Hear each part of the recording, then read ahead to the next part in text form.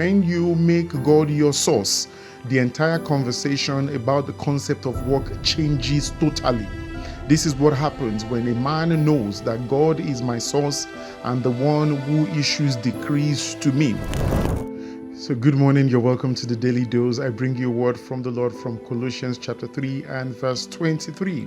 It says, whatever you do, work at it with all of your heart, as though you were working for the Lord and not for the people. A generation where money is at the center of every single thing does not know what it is that they are losing as a result of this. Now, when you make God your source, the entire conversation about the concept of work changes totally. This is what happens when a man knows that God is my source and the one who issues decrees to me. He stops what they call idolization, so to speak. So when Jesus said that at some point you're going to choose between God and man, in your conversation as far as life is concerned, you see certain people who are essentially passionate and driven about money conversation. Every single thing they do, if money does not precede it, you will see them not being available in that particular area. So he says here, it says, whatever it is that you do, work at it with all of your heart.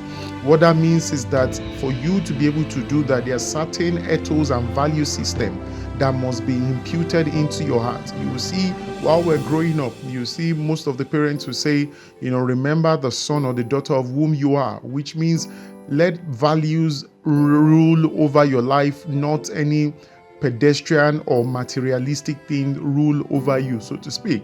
And this thing still stands true till date.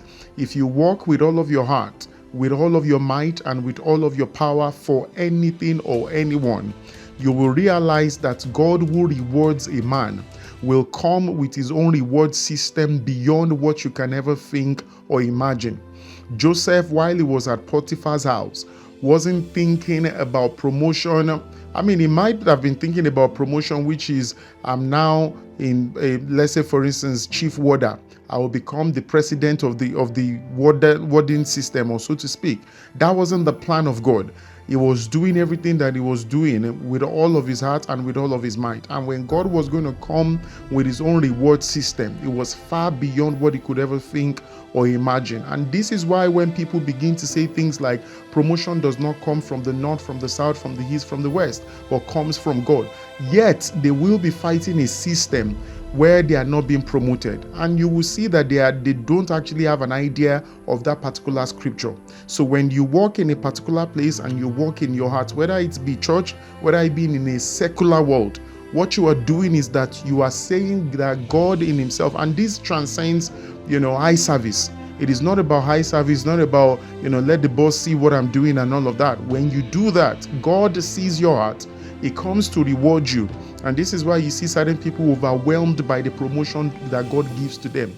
There was no way that Joseph would have imagined that at some point he would be in charge of a nation while he was just working as a servant in a particular place. So it's important to note this, that we either seek promotion from God or we seek promotion from man. Again, that essentially speaks to the idolization that human beings can actually, subject themselves to.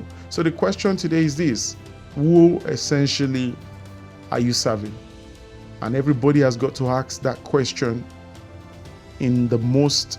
ask and answer that question in the most sincere manner. So whoever it is you are serving, that's where your reward is. And those are the people who are also capable of threatening you.